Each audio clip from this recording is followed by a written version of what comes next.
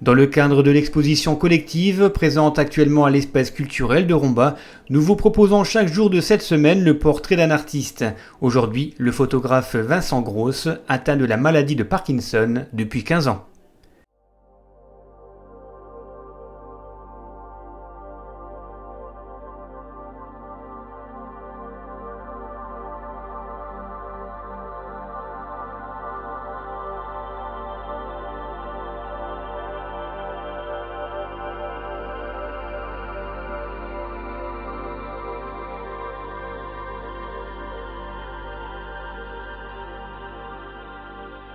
C'est la maladie de Parkinson depuis maintenant 15 ans, fonctionnaire territorial.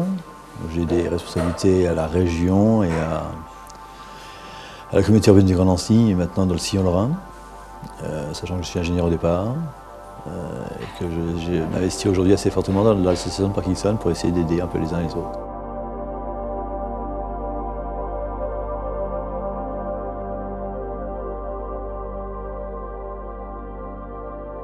Vous commencez par ignorer, ensuite vous commencez par lutter, ensuite le vrai sujet c'est de savoir accepter l'affaire et le regard des autres. Au bout d'un moment, bon, vous vous en moquez un peu si vous voulez.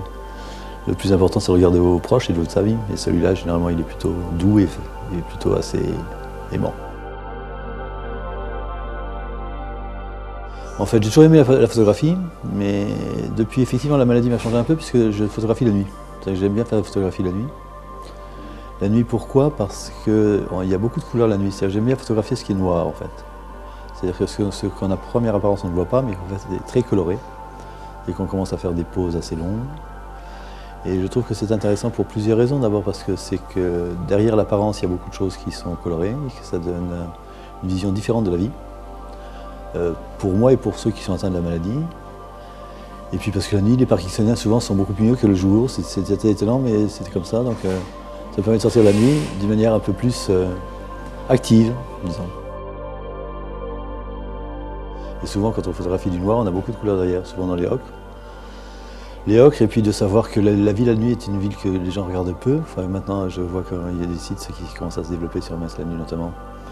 Et puis c'est là où on voit que la ville est jaune en fait la nuit à cause de la lumière, et qu'on voit que la lumière n'est pas forcément la même lumière que le jour, donc ça donne des couleurs assez étonnantes.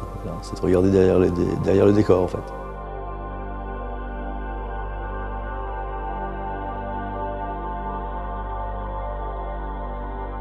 On peut faire des choses avec Parkinson même la nuit, même faire des photos alors que quelque part on peut penser qu'on tremble dans tous les sens ou qu'on ne bouge pas. Et puis ça c'est la première chose. La deuxième chose, de dire à ceux qui sont atteints de la maladie qu'on peut faire beaucoup de choses même si on est atteint.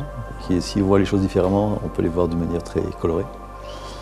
Et puis la troisième chose, c'est effectivement d'attirer un peu l'attention dessus. C'était ça l'objectif, en disant voilà, écoutez, quand vous voyez quelqu'un dans la rue qui traîne un peu les pieds, c'est pas forcément quelqu'un qui a un simple esprit ou quelqu'un qui le fait exprès, qui est un peu lent à la case d'un supermarché. Et essayer un peu d'avoir un peu de compréhension.